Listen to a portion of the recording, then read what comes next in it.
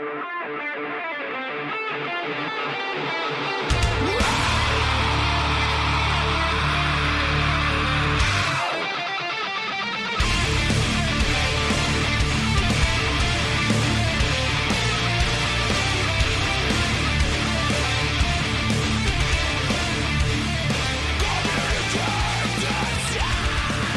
right, here we go. Today is Sunday, March 22nd, 2020, and this is episode 248 of the Defensive Security Podcast. My name is Jerry, and joining me tonight, as always, is Mr. Andrew Callett. Good evening, Jerry. We find ourselves in odd times, my friend. Oh, my goodness, do we ever? I mean, I'm glad we're still doing a show, but I don't know how many people care about this right now. I assume there are people who just need a distraction, right? I mean, like the people in solitary confinement. Yeah. For example, there's probably going to be some riots that need to be dispersed. Fair. Probably there's at least a couple folks at the CIA black sites who still need to be tortured, I imagine. Correct. Yep. I mean, those always, they always have to be ready for that. So, yeah. I mean, there's always an audience. Absolutely. It's true. Which is why we get the weird,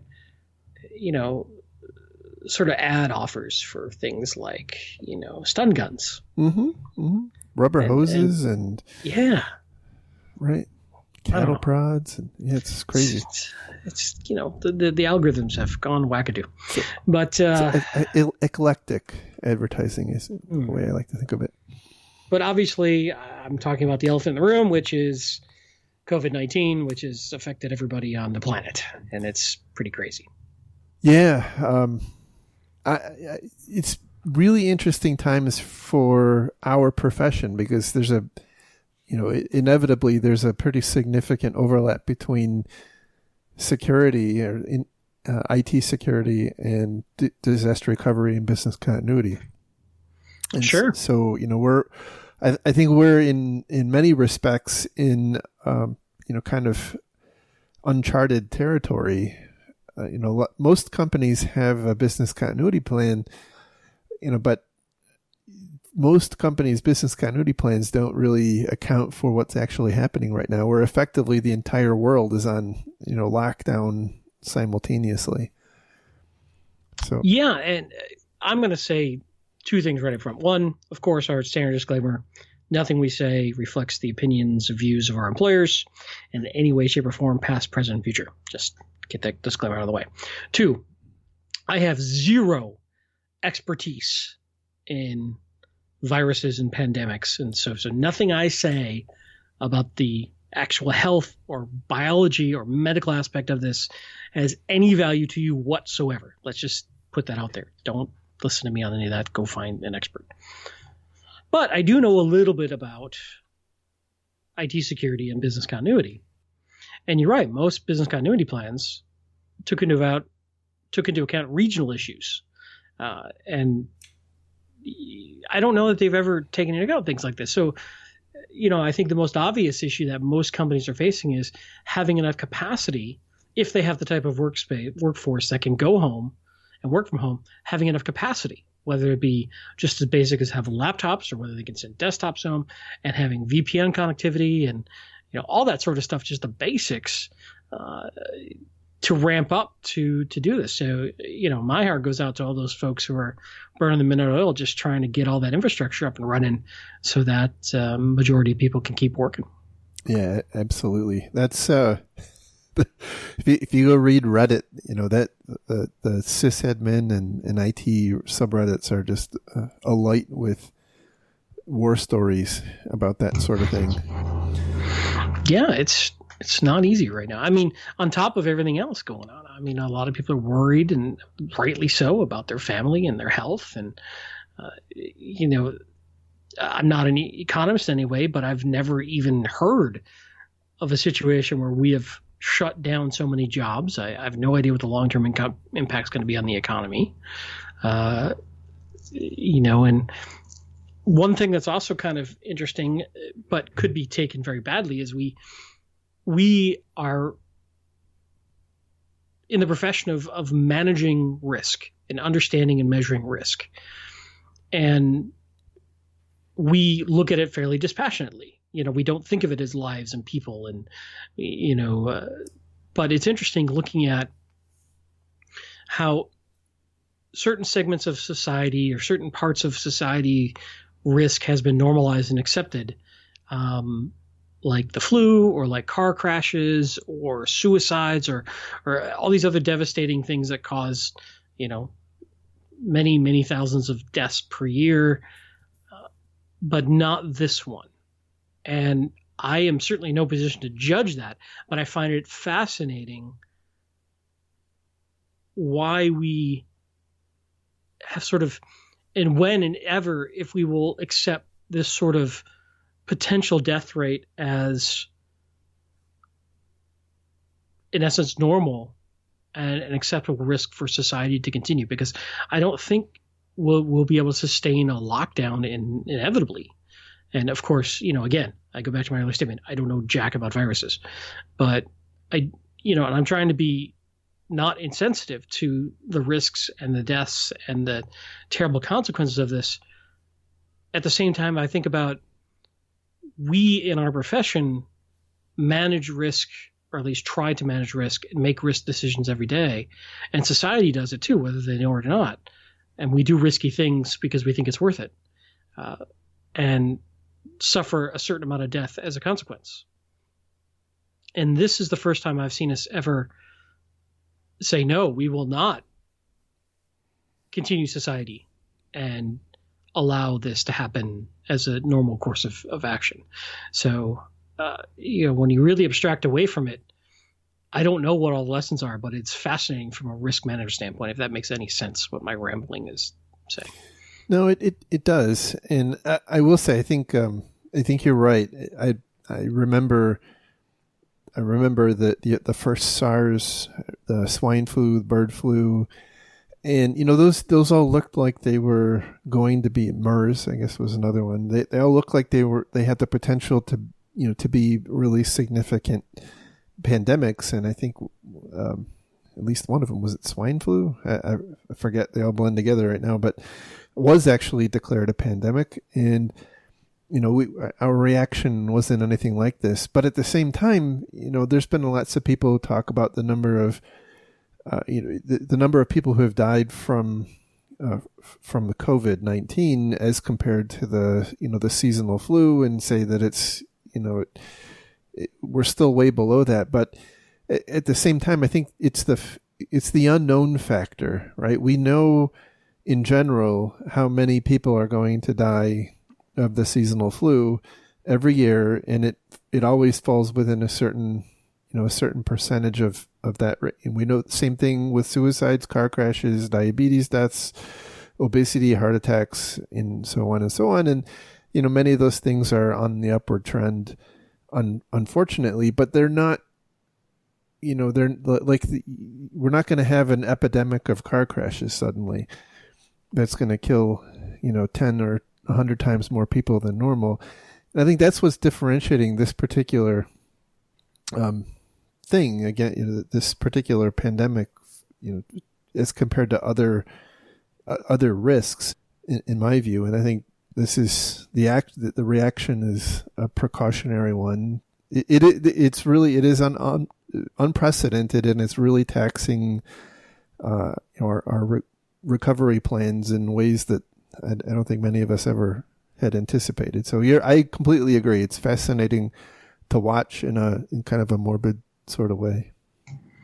Yeah, I mean, we're still very early in this, and I may change my opinion, right, as we're more directly affected by it, and people we know, right, get sick and potentially die, and then it becomes a lot less interesting and a lot more tragic mm-hmm. when it touches you personally. But exactly, I feel like we're living through a major historical event, on par with ones even more historic than 9/11 probably was for people of our age. We'll see what the lasting consequences are. Certainly 9/11 has had very lasting consequences, but I don't know. It's this is like a Spanish flu / Great Depression kind of thing. It seems like. I mean, we'll see. Again, you only know that after it's happened, but we'll see. Well, the other thing that's really devastating a lot of folks is, a lot of people are getting put out of work right now, and and not many people are hiring. I know a few are, but all the hiring has pretty much come to a halt. So, I hope your own personal disaster recovery plan is in place for situations like this. Yeah, absolutely. And it is, I mean, frankly, it sucks, and it sucks for a lot of people. I know there's untold people who are just completely devastated financially. And I mean, not even to mention the people who have loved ones and whatnot that are, being affected directly by this. Having said that, this is an opportunity. If, for what it's worth, you always need to try to look for the opportunity if you can to upskill. I mean, I think interestingly, we live in a time in human history where you can pretty much learn anything that you could want to learn for either free or, very inexpensively. Now, it doesn't give you the experience, but the reality is things are dark right now, and they're probably going to get darker, but things will turn around, and you want to be hopefully positioned to personally come out of it okay. So don't lose hope. Use the opportunity to your advantage, I guess is what I'll say. One last thing I'll say on that, and I know we didn't plan on talking about this, and I kind of drove us down this path because, I'm mean. I'm not a financial planner. I'm not a financial analyst. I have no degrees or certifications or accreditation whatsoever. So take that first. Second, I think that this is a once-in-a-generation potential wealth-building opportunity.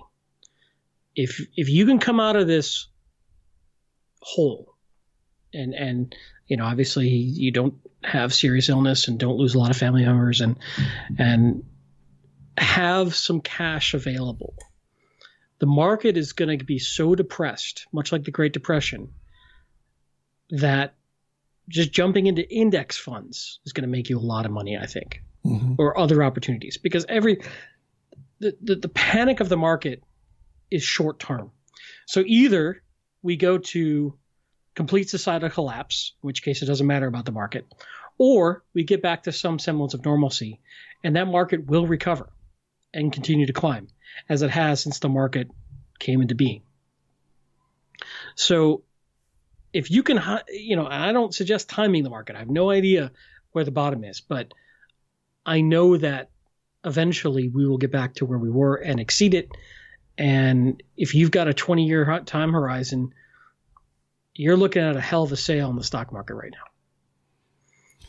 Yeah. My 2 cents for what it's worth. It is, it's hard to think in those terms when everything's looking apocalyptic, but we do have to continue to think long-term to the extent we can. I mean, obviously that's hard to do if you don't have food in your pantry and toilet paper in your bathroom, but of course, yeah, yeah, you got to get, this is only if you've got extra cash and, right. Everything else is fine. And that may seem like a 1% sort of situation, right? Only 1% would be there, but I just personally see this as, for the folks who came out of the Great Depression and were in a good enough position, they made, generation changing wealth by being able to be in the market when that came roaring back. So, yeah, I guess what I'm saying is, in addition to that, there's another opportunity in investing in yourself and in learning something new that would be valuable and useful when things do start to recover. So, sure. Look, I mean, things will start to recover, and I don't know if that's next month and 6 months and 8 months and a year or two. I don't really know when. I hope it's sooner rather than later for everybody's sake. But it will start to recover, and it would behoove us all to make sure we have marketable skills and can find something that not only puts food on the table, but also is somewhat satisfying to do. So there you go. Yeah, that's fair enough. That's the philosophy of Jerry and Andy in 15 minutes. And just to be clear, I have all the sympathy in the world for people who are fighting this. Obviously, I went through a serious, scary health battle myself last year, and I don't take this stuff lightly. And so please don't perceive anything I said as a lack of concern. It's more, beyond that, what can we do to take care of ourselves long term? And by the way, I think to some extent, I mean, we're all impacted by this. It's one of the interesting things is it's not discriminating much in terms of who it's impacting. So, but I think this is I know for me and my family, this is causing a lot of anxiety, right? And I suspect that that's not a unique thing. That's really where I was driving to. I don't think it's this kind of anxiety doesn't know demographic limitations, I guess is the way I'd say it. And you can either sit and worry yourself to death, or focus on doing something, right? And that could be helping others, helping yourself, but look for something brighter. So anyway, that's my happy inspiration for the day. So fair enough. All right.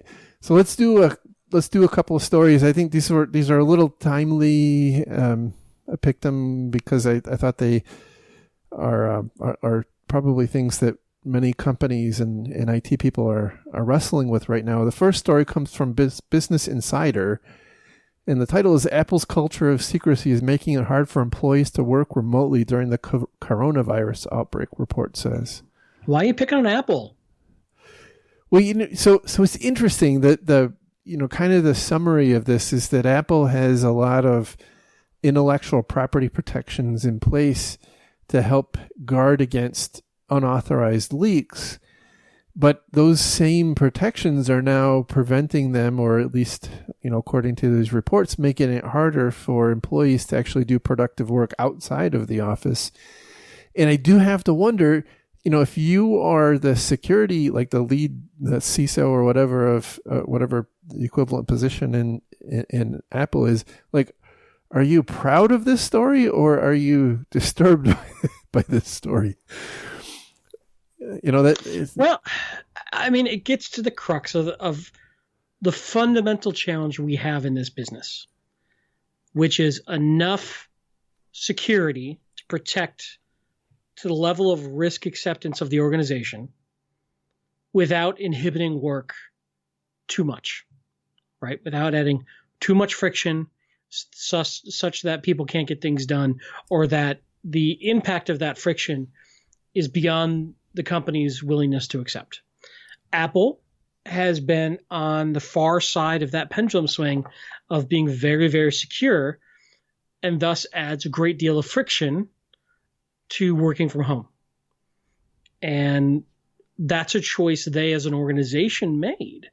And it might be the right choice the majority of the time for them.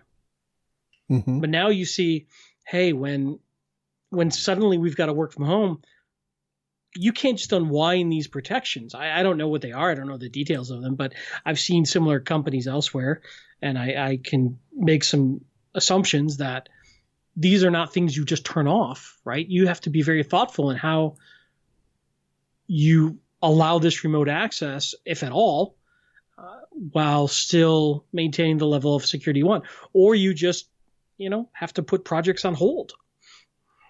Well, ultimately that is the trade-off, right? You either have to be okay with people in this particular environment, right? Which I think is an exceptional case. It's not really happened in this, in this way where like none of your employees anywhere in the world can go to the office.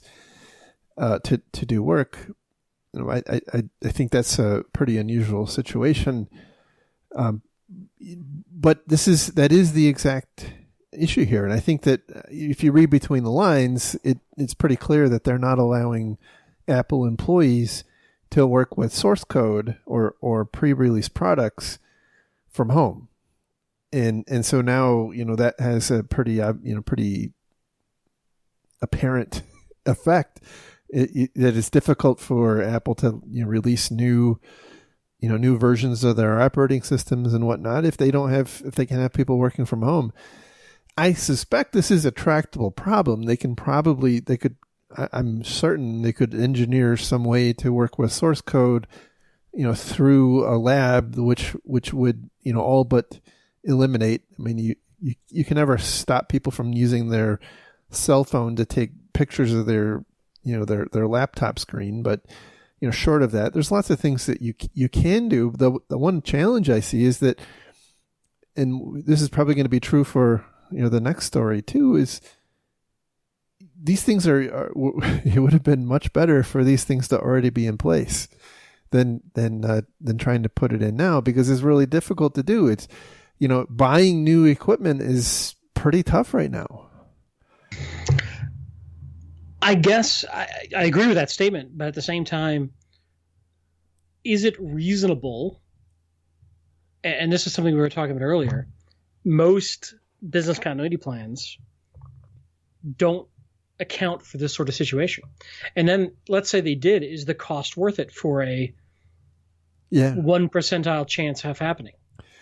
Well, true. And so just because you can do something doesn't mean you need to. And so this is where business decisions need to come in place, right? I mean, somebody at Apple surely could say, well, you know what, understand, but it's more important for us to continue releasing new products. So we're going to relax those restrictions a little bit, or they're going to come to the alternate conclusion and say, you know what, the basis upon which we made those prior control decisions are still valid, and we're willing to slip product releases, or some third mix of the two. Yeah, right? They design some new methodology, whatever. Sure, spend money to Yeah, but I'm speaking a little more broadly too. Like, let's say your VPN farm. Do you waste? I shouldn't say waste. Do you spend the money to have every possible employee work from home, when on average you have 20 percentile of your workforce working from home, and that other 80 percentile is usually in the office, or it's a rotating 20%, or whatever the facts are? You could say, hey, there's a worst case scenario. We need everybody to work from home. But is that a wise use of money? Certainly right now it sure seems like it, in hindsight. Right. But I go back to the likelihood of this event occurring. So it's sort of like I bet good money, a good chunk of companies' business continuity plans is now going to take into account this situation. However, much like many other things in InfoSec, we're often fighting the last war. What if this scenario doesn't happen again for another 70 years? Yeah, and it might not. I mean, hopefully it doesn't. So then is that a wise spend? I don't know. Maybe not. Probably not. Of course, you can't predict these things. Well, the other thing we can't predict is what we go back to, right? I mean, once we get on the other side of this, do we actually go back to the way, on average, do we go back to the way we were before, or does it change? Do you end up with more people permanently working from home? Or, I don't know. It does seem like this is one of the, I get your point completely. That the point is, you have to buy some capacity to handle the short-term lump in the snake, as they say, which you're not going to need in hopefully a month or two. I hope it's that fast, but who really knows? When everybody's quote back to work and back to normal, and then you no longer need that capacity. This is, I guess, you have two options. One is you can use this as an opportunity. Well, more than two options, but you can use this as an opportunity to upgrade capacity and replace, move to something that's newer and and higher capacity, knowing that you're going to have excess capacity when you're done. Or you can look for, I mean, I know that there are cloud services where you can kind of buy it by the drink almost, and you can. Yeah, I was just thinking that too. A lot of the cloud services are very able to be elastically, built up as needed. Right. And so that's another option where you could say, well, we're not going to replace our Cisco ASAs or augment them. Then we're going to go to Palo Alto and buy and by the way, I have no affiliation with Palo Alto at all. We're going to go to name your network, your SaaS VPN provider, and buy services from them based on the capacity that we need today. And then when things return to normal, we'll turn it back down. So that, there's options. It really comes down to, the issue is that's going to be more expensive, right? I mean, the Cisco ASA is going to, on paper, look like it costs less money, but that doesn't factor in all the other overhead costs. You got people that manage that thing and power and the spot in your data center and on and on and on. So, it really is going to come down to what does your organization value and what kind of, just what kind of decisions are they going to make? Yep. So, but it's interesting that companies like Apple is one of, I think one of two companies that's got I think it still has over $1 trillion market cap, which is, a company that size having that problem is kind of interesting. All right. So our next story comes from CSO Online, and the title is 8 Key Security Considerations for Protecting Remote Workers. Now, this sounds like somebody trying to sell us something. Well, that could be. I mean, at the end of the day, most people are, right? So kind of like we were talking about in the last story, one of the issues I see with a lot of this is it would have been better to have all this stuff in place before the pandemic broke out, and so that's just an observation, I guess. Right? I mean, it's always better to be prepared and invoke your plan than try to scramble during the event. Yeah. But, now there is another thing about this article that temporarily made me start breathing into a paper bag, and that is, the idea of allowing your employees to connect their home computers to your company network.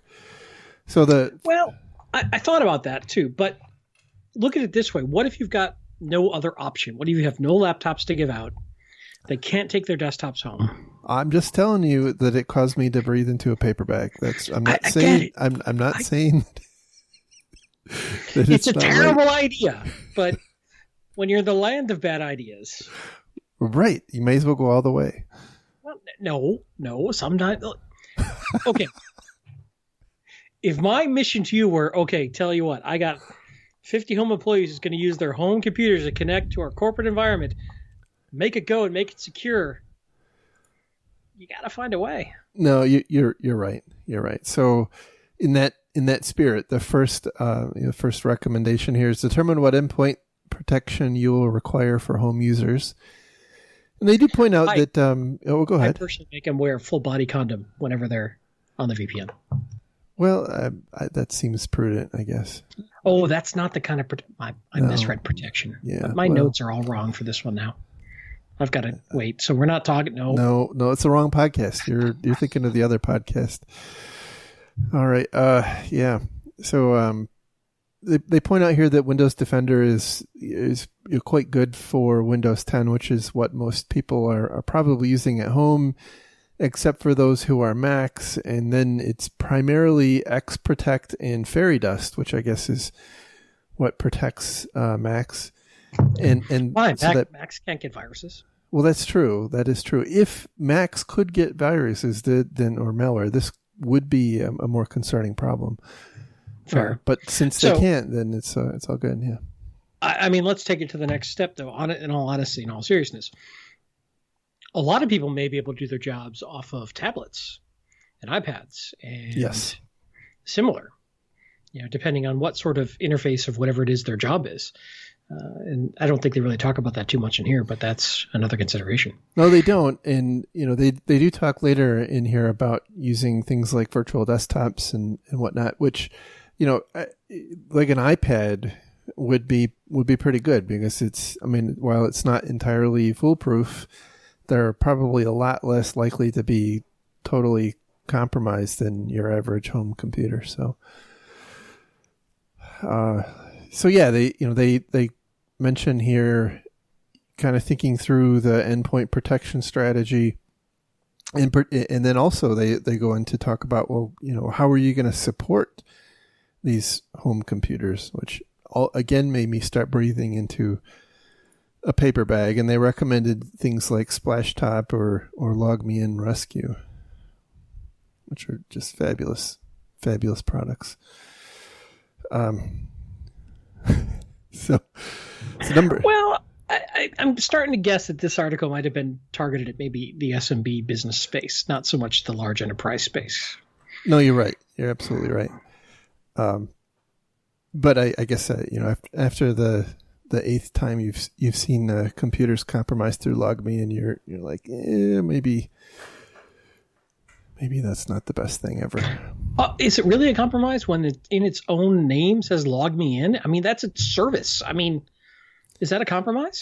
Touche. I mean, it's working as designed, ticket closed, right? That's a feature. All right. So the next recommendation is to review what software remote employees need. Terrible grammar there, but we'll let it slide in this new world of coronavirus. They point out here that your employees may need things like access to Office 365, and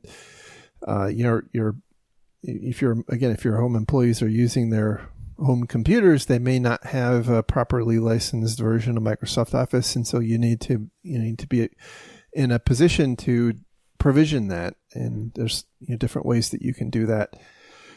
They go on to point out that right now Microsoft is, and by the way, I think many companies are really becoming quite flexible with their licensing terms right now.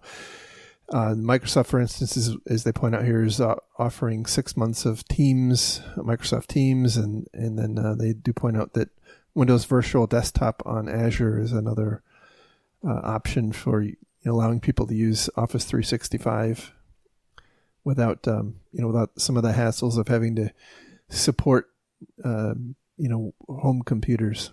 So good. That's a fairly decent suggestion. The more commonality you can drive, I think the better.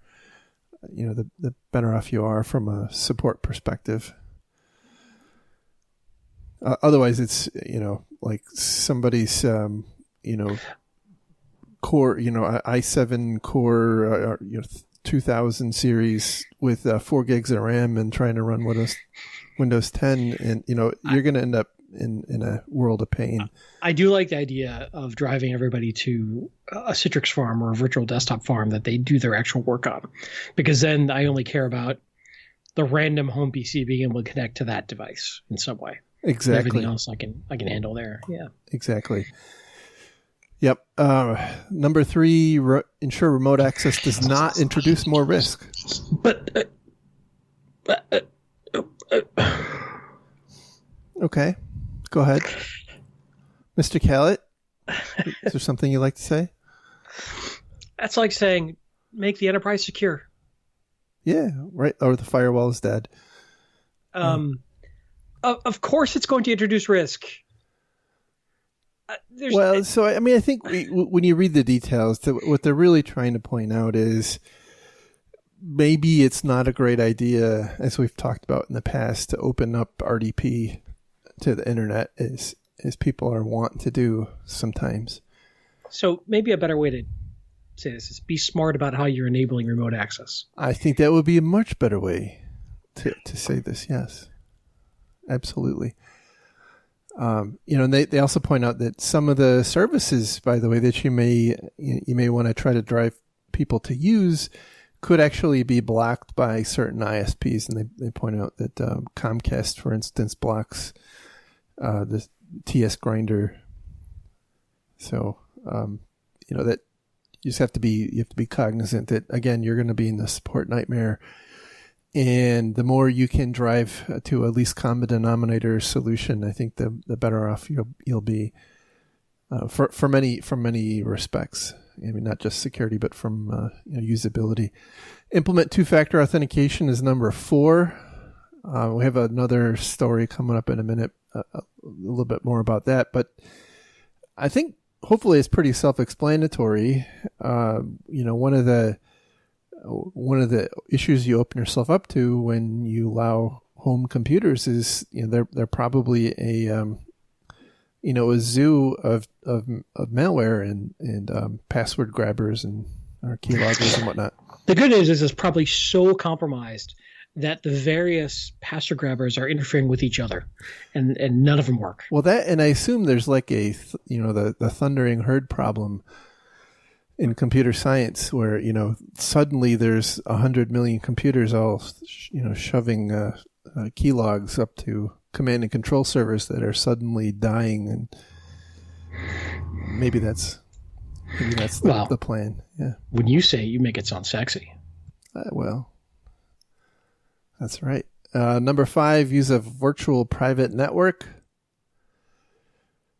They obviously that's, I think, pretty self-explanatory. The detail here is to make sure that your VPN is actually up to date. I think most organizations who have a heritage of allowing remote work will use a VPN. So it's not really a novel idea, but their point here is that you should make sure that your VPN system is up to date, both on the the concentrator side and on the endpoint side.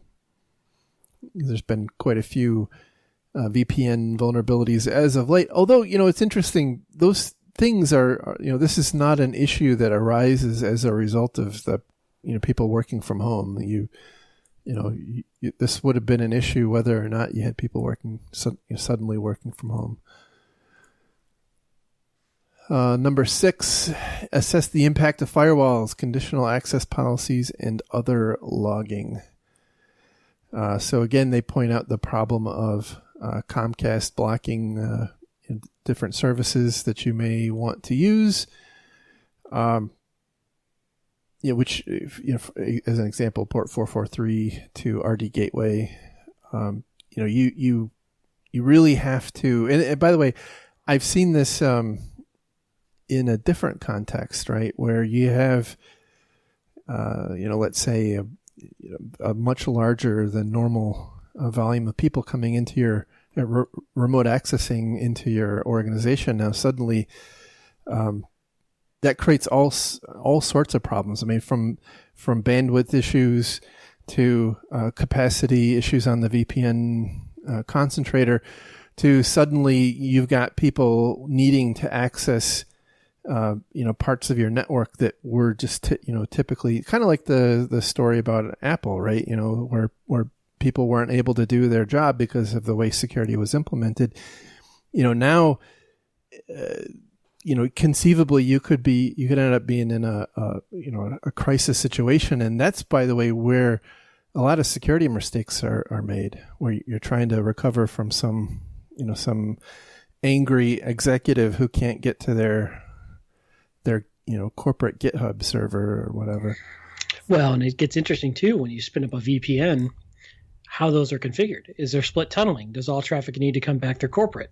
Yeah. And split tunneling. Yeah, split tunneling, by the way, that's one thing I was a little disappointed that they didn't mention that. That is in my view, an important control, especially if you have at all a mature security program where you're monitoring traffic. Once you start allowing split tunneling, you've got a huge blind spot into your network and a nice big pivot point.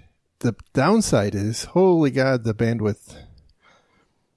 So you gotta weigh the pros and cons there. Number 7 is educate employees on COVID-19 scams. That should be pretty obvious. Although, interestingly, I think they're really pointing out not necessarily from a consumer point of view, but maybe as a from a company perspective, and they point out that you should make sure that people understand where to go to get the official communication related to for your organization, rather than just emailing people kind of ad hoc. So that they can easily detect, or tell what's legitimate versus not. It seems like a good idea to me. Number 8, update acceptable use policies for employees, because your acceptable use policy probably already says they can't use personal workstations if you're a bigger company, and now you're telling them they have to. So that's not necessarily a good place to be. And they point out that if this is kind of new ground for you, you may have to talk to your attorneys and tax advisors, because you may have to compensate people for using their own equipment, which is not a security issue, but could cost you money. And then the last point is planning for the future, basically taking the lessons you've learned and turning that into plans for improvements once everything gets back to normal, hopefully. I would just say try really hard not to let them use their own asset. That's just a kettle of badness. Yeah, I like I said, it made me breathe into a bag. I was not a fan of it, but I understand, when, as you pointed out, right, if it's that, or you close your doors because you can't do work, then you have to make tough decisions. So that's indeed what being in business is all about. All right, and the final story for today comes from ZDNet, and the title is Microsoft, 99% of compromised accounts did not use multi-factor authentication. This is a summary of a presentation that was given at RSA several weeks ago, where, by the way, a couple of people in the InfoSec community were apparently infected with COVID. So interesting times we live in. But it's a kind of a very interesting, although somewhat not surprising set of stats here. As the headline says, that Microsoft's claim here is that 99.9% of compromised accounts didn't use multi-factor. It does make you wonder what happened with that 0.1% where multi-factor was in place. We don't talk about that incident. Clearly something happened there. Now, there are some more interesting stats a little bit deeper into the article. Microsoft said, this is a quote, Microsoft said on average about 0.5% of all accounts get compromised each month.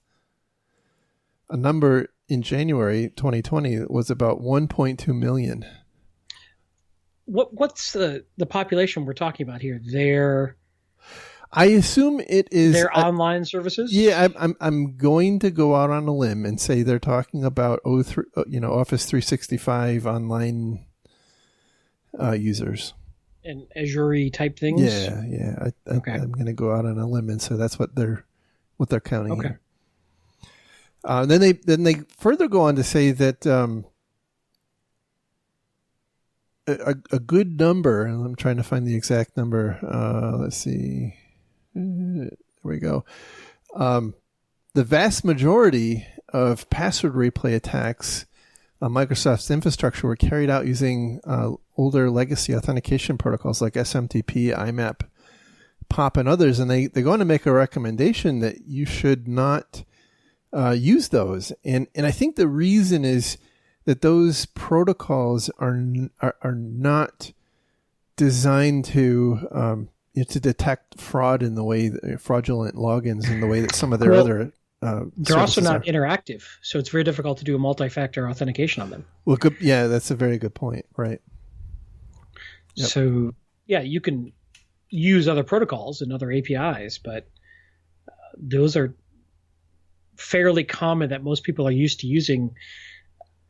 And you may need to offer them some other solutions. It's not as simple as just saying, hey, here's your Entrust token, your RSA token, or your whatever token, and use it for your login.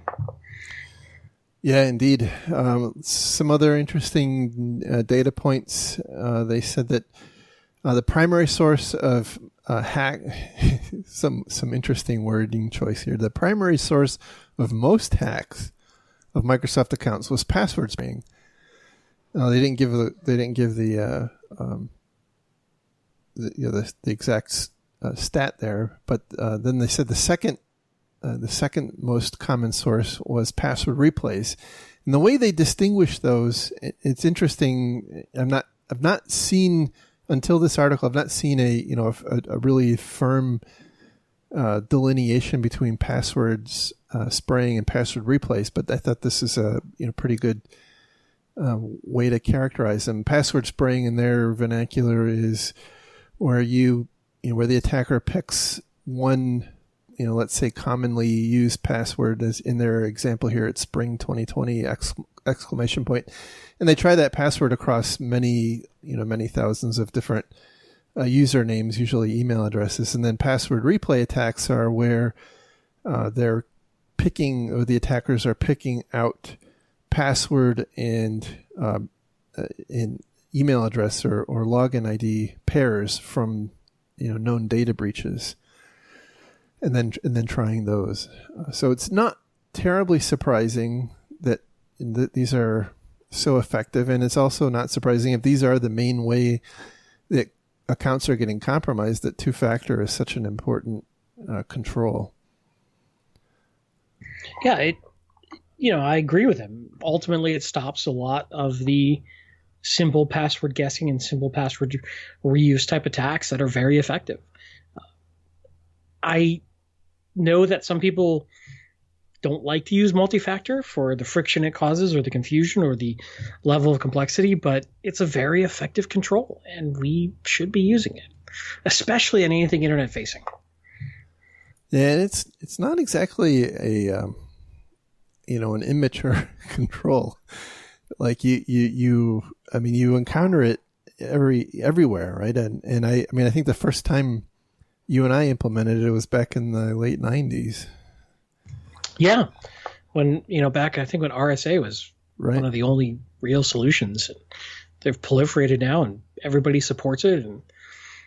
And there's tons and tons of different solutions. And even so much as, hey, just send another login code via SMS to a phone, which, yes, there's weaknesses. Yes, people can SIM jack and get that. But that, again, it raises the bar and makes it harder for the bad guys. And you've got to decide what your own, threat world is, and whether or not you're someone who's going to be targeted, and whether or not your accounts are worth going to that level. If you're, I don't know who you are. I don't know what your threat is. It makes it harder. If there's anything I've learned about the security community, it's that if it's not perfect, then you may as well just turn off authentication altogether. Like if you're going to go to SMS, you may as well just get rid of usernames and passwords too. Just let everybody in, because it's. You're right. Information just wants to be free. It's ridiculous. We should. If we gave away all the information, there would be no more hacking, because there'd be no more reason to. You can't argue with that kind of logic, right? You just can't.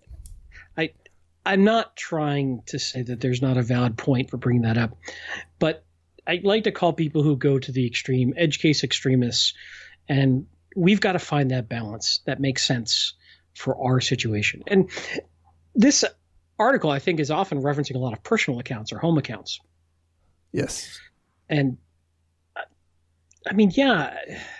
look, I could make an argument that if somebody wanted to get into your bank accounts and steal your money, the first thing they're going to go after is your email account, because most likely you've got recovery there. So maybe SMS, maybe it's worth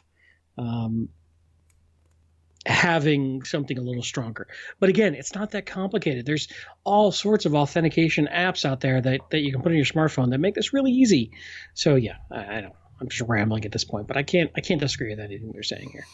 No, I agree, and we have seen, by the way, there's been a bunch of high profile SIM jacking attacks, but they tend to be going after much more significant types of of bait, I guess, right? And for example, one of the common attacks that's used for is stealing Bitcoin private keys, rather than trying to necessarily get into your company. But over time, that dynamic will probably change, right? And so maybe in 5 years, this is a whole different discussion, and everybody and their dog is getting compromised through simjacking attacks, and then the calculus changes. Certainly. Yeah, it's a constant moving target. We know that. But there are still some common basics that apply. And we know at this point static username passwords are bad. Yeah, I mean, really bad. So I did find that stat I was looking for earlier. They said more precisely 99% of password spraying attacks and 97% of password replay attacks were carried out via the legacy authentication protocols. And again, as you pointed out, that's because I think it's pretty well known that they're not going to present a second factor challenge, and it's an inefficient protocol to run these attacks against.